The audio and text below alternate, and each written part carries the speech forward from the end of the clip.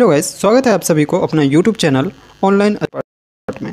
Guys, आज की इस वीडियो में हम बात करेंगे क्लास 10th के जो चैप्टर है जैव प्रक्रम, उससे संबंधित अति लघुत्तरीय प्रश्न जो भी आपके एग्ज़ाम में बनते हैं, जो आपके बुक में है, किताब में है ना, जो आपसे एग्ज़ाम में पूछे जाते हैं, वो सारी क्वेश्चंस जो है अपन लोग इस वीडियो में करने वाले हैं। तो वीडियो में अंत तक बने रहें। वीडियो अच्छा लगे तो लाइक ज़रूर कर दीजिएगा। चैनल पर नए हैं तो चैनल को सब्सक्राइब कर बेल आइकन को प्रेस कर लीजिएगा। ठीक है, देखिए आज हम क्या देखने वाले हैं, अति लघुत्तरीय प्रश्न। ठीक है, सभी इंपॉर्टेंट क्वेश्चन रहेगा। यदि आपको अच्छे नंबर्स चाहिए है ना, तो थोड़ा नहीं, आपको अच्छे से मेहनत भी जरूर करना चाहिए, है ना।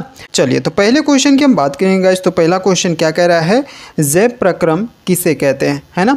आपको अति लघुत्तरीय प्रश्न में जो है आता है, पहला क्वेश्चन क्या है, जैव प्रक्रम किसे कहते हैं। भारतीय भवन से रिलेटेड सभी क्वेश्चंस रहेगा एनसीईआरटी का। ठीक है, कोई दिक्कत की बात नहीं है ना। सभी आपको ऑब्जेक्टिव सब्जेक्टिव सभी क्वेश्चंस मैं करवाने वाला हूं, तो आपको कहीं जाने की ज़रूरत नहीं है। सभी क्वेश्चंस आपको प्रोवाइड करूंगा। टेलीग्राम पर जो है पीडीएफ अवेलेबल रहेगा, आप वहां से डाउनलोड कर सकते हैं, कोई दिक्कत की बात नहीं है ना।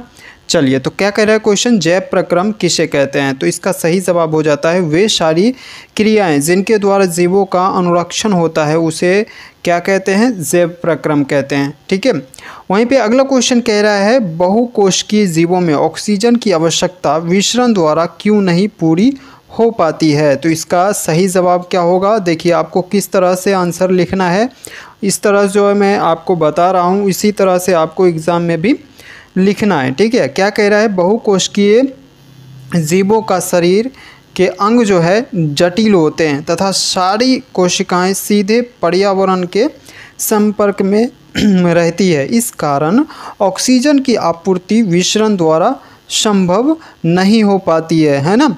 तो इसका सही जवाब क्या होगा, आपको अच्छे से डिफाइन करके लिख देना है। ठीक है, चलिए वहीं पे अगला क्वेश्चन की हम बात करेंगे। तो अगला क्वेश्चन क्या कह रहा है, जीवों में पोषण की प्रमुख दो विधियों जो है वो कौन कौन सी है, ये आपसे पूछा जाएगा। तो पहला क्या है, स्वयंपोषी और दूसरा परपोषी। ठीक है, जीवों में पोषण की प्रमुख दो विधियों को जो है आपको बोलेगा लिखने के लिए।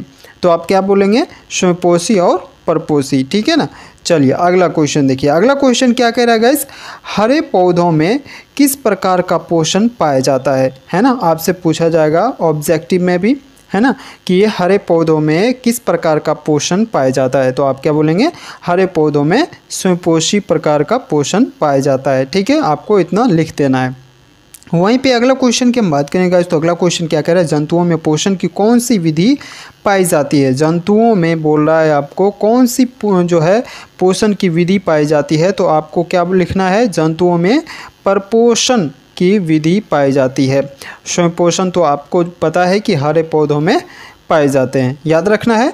चलिए अगला क्वेश्चन की हम बात करेंगे। तो अगला क्वेश्चन क्या कह रहा है, 3 प्रकार की परपोषी विधियों के नाम लिखे। आपसे पूछा जाएगा कि 3 प्रकार की परपोषी विधियों के नाम कौन कौन से हैं, वे आप लिखना है उसे। ठीक है, तो पहला क्या हो जाएगा, मृतजीवी पोषण, दूसरा परजीवी पोषण और तीसरा प्राणिसम पोषण। ठीक है, ये 3 पोषण जो है आपको लिखनी है। ठीक है ना। अगला क्वेश्चन देखेंगे। अगला क्वेश्चन क्या कह रहा है गाइस, संपूर्ण प्रकाश संश्लेषण की प्रक्रिया का रासायनिक समीकरण लिखे। ये समीकरण काफ़ी पूछे जाते हैं, इम्पोर्टेंट है, तो आपको ये समीकरण याद रखना है। ठीक है, बीवीआई क्वेश्चन है, आपसे ये एग्ज़ाम में पूछे ही जाते हैं। ठीक है, तो आपको याद रखना है इस सूत्र को। ठीक है, चलिए अगला क्वेश्चन देखिए। अगला क्वेश्चन क्या कह रहा है गाइस, प्रकाश संश्लेषण की प्रक्रिया में उत्पादों के रूप में क्या बनता है ना। प्रकाश संश्लेषण की प्रक्रिया में उत्पाद के रूप में क्या बनता है, भाई ये बताना है, ये लिखना है आपको, तो है ना। तो इसका सही जवाब आपको क्या लिखना है, प्रकाश संश्लेषण की प्रक्रिया में उत्पाद के रूप में क्या बनता है भाई, ऑक्सीजन बनता है। ठीक है, क्या बनता है, ऑक्सीजन बनता है, आपको लिखना है। ठीक है, ऑब्जेक्टिव में भी ये क्वेश्चंस पूछे जा सकते हैं आपसे। ठीक है, वहीं पे अगला क्वेश्चन की हम बात करेंगे। तो अगला क्वेश्चन क्या कह रहा है, प्रकाश संश्लेषण की प्रक्रिया हरित लवक या क्लोरोप्लास्ट में ही क्यों होती है, आपसे पूछा जाएगा, है ना। आपको क्या लिखना है, क्योंकि क्लोरोप्लास्ट में क्लोरोफिल वर्णक पाए जाते हैं। कौन सा वर्णक भाई, क्लोरोफिल वर्णक पाए जाते हैं, इसलिए हरित लवक या क्लोरोप्लास्ट में ही, है ना, क्या होता है, प्रकाश संश्लेषण की प्रक्रिया होती है। याद रखेंगे। अगला क्वेश्चन देखिए, अगला क्वेश्चन क्या कह रहा है गाइस, प्रकाश संश्लेषण प्रक्रिया के लिए किन किन पदार्थों की, है ना, आवश्यकता होती है। प्रति आपको बतानी पड़ेगी, इसका सही जवाब जो है क्या होगा डिफाइन करके लिखना पड़ेगा। यदि आपको ऑब्जेक्टिव में पूछे जाएंगे तो भी आपको जो है बताना पड़ेगा, सही आंसर को चूज करना पड़ेगा। ठीक है, प्रकाश संश्लेषण प्रक्रिया के लिए किन किन पदार्थों की आवश्यकता होती है। तो आप क्या बोलेंगे, क्लोरोफिल, कार्बन डाइऑक्साइड, जल और सूर्य का प्रकाश, ये सभी जो है आपको इसमें आवश्यकता पड़ती है। किसमें, प्रकाश संश्लेषण की प्रक्रिया में। ठीक है, चलिए वहीं पे अगला क्वेश्चन की हम बात करेंगे। तो अगला क्वेश्चन क्या कह रहा है, प्रकाश संश्लेषण प्रक्रिया के लिए पौधों CO2 कहाँ से प्राप्त करते हैं, है ना, कार्बन डाइऑक्साइड जो है कहाँ से प्राप्त करते हैं प्रकाश संश्लेषण की प्रक्रिया के लिए पौधे। तो आप क्या बोलेंगे, प्रकाश संश्लेषण प्रक्रिया में पौधों को CO2 वायुमंडल से पत्तियों, है ना, पत्तियों के भीतर कोशिकाओं के विसरण द्वारा पहुँचते हैं। क्या बोलेंगे आप, प्रकाश संश्लेषण प्रक्रिया में पौधों को CO2 जो है वायुमंडल से पत्तियों के भीतर कोशिकाओं के विसरण द्वारा पहुंचते हैं। ठीक है ना। चलिए अगला क्वेश्चन की हम बात करेंगे। तो अगला क्वेश्चन क्या कह रहा है, कवक एवं जीवाणुओं में प्रकाश संश्लेषण की प्रक्रिया क्यों नहीं होती है। कवक एवं जीवाणुओं में प्रकाश संश्लेषण की प्रक्रिया क्यों नहीं होती है, हरे पौधे में ही क्यों होती है, ये आपसे पूछ रहा है। तो आप क्या बोलेंगे, क्योंकि ये सूक्ष्म जीव है जो घुलित कार्बनिक पदार्थों के रूप में भोजन अवशोषित करते हैं। ठीक है, क्या कहेंगे, क्योंकि ये सूक्ष्म जीव है जो घुलित कार्बनिक पदार्थों के रूप में भोजन जो है अवशोषित करते हैं, इसलिए, है ना, कवक एवं जीवाणुओं में प्रकाश संश्लेषण की प्रक्रिया नहीं हो पाती है। ठीक है, चलिए अगला क्वेश्चन क्या कह रहा है गाइस, पोषण के दृष्टिकोण से अमीबा तथा पैरामीशियम किस प्रकार के जंतु है। तो आप क्या बोलेंगे, पोषण के दृष्टिकोण से अमीबा तथा पैरामीशियम परजीवी पोषण जीव है। अगला क्वेश्चन देखिए, अगला क्वेश्चन क्या कह रहा है गाइस, मनुष्य का आहार नाल कौन कौन से मुख्य भागों में बंटा होता है। आपसे पूछे जाएंगे क्वेश्चन, मनुष्य का आहार नाल कौन कौन से मुख्य भागों में बंटा होता है। काफ़ी इंपॉर्टेंट क्वेश्चन है, आपको याद रखनी है ना। मनुष्य का आहार नाल जो है अमाशय, पक्काशय, पित्ताशय, छोटी आंत तथा बड़ी आंत आदि में बंटा होता है।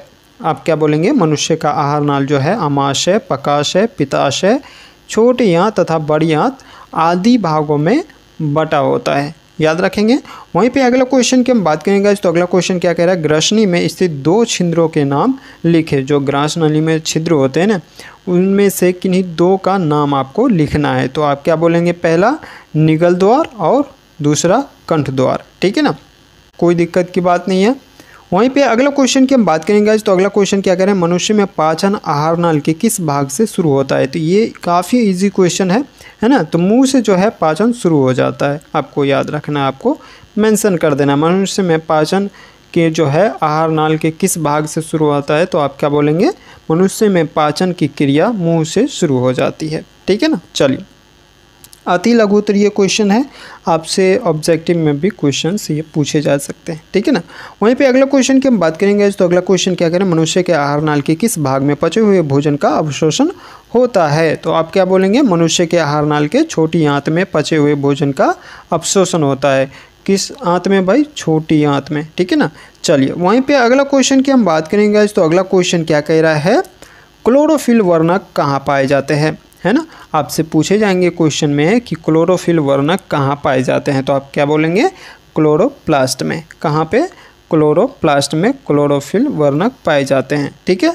वहीं पे अगला क्वेश्चन की हम बात करेंगे। तो अगला क्वेश्चन क्या कह रहा है, प्रकाश संश्लेषण प्रक्रम द्वारा पौधे क्या निर्माण करते हैं। तो भोजन निर्माण करते हैं, ये इजी है, सभी को पता होना चाहिए, है ना, पता भी होगा। चलिए अगला क्वेश्चन देखिए। अगला क्वेश्चन क्या कह रहा है गाइस, मृत जीवी को क्या कहते हैं। तो अपघटक कहते हैं। अब ये क्वेश्चन जो है कई बार एग्जाम में पूछे जा चुके हैं, लेकिन कई बार जो है स्टूडेंट गलती कर देते हैं इस क्वेश्चन में, है ना। मृत जीवी को क्या कहते हैं। तो आप क्या बोलेंगे, अपघटक कहते हैं। वहीं पे अगला क्वेश्चन की हम बात करेंगे तो अगला क्वेश्चन क्या कह रहा है, जिस जीव के शरीर से परजीवी अपना भोजन प्राप्त करते हैं वे क्या कहलाते हैं, तो पोषी कहलाते हैं, है ना। कौन सी पोषी, तो परपोषी, है ना। यहाँ पे पर नहीं लगा हुआ है लेकिन ये हो जाएगा आपका परपोषी, ठीक है। चलिए अगला क्वेश्चन की हम बात करेंगे। अगला क्वेश्चन कह रहा है गोबर छत्ता में किस प्रकार का पोषण होता है, गोबर छत्ता में किस प्रकार का पोषण पाया जाता है, तो आप क्या बोलेंगे, मृतजीवी पोषण, है ना। गोबर छत्ता में किस प्रकार का पोषण होता है भाई, तो मृतजीवी पोषण होता है, ठीक है।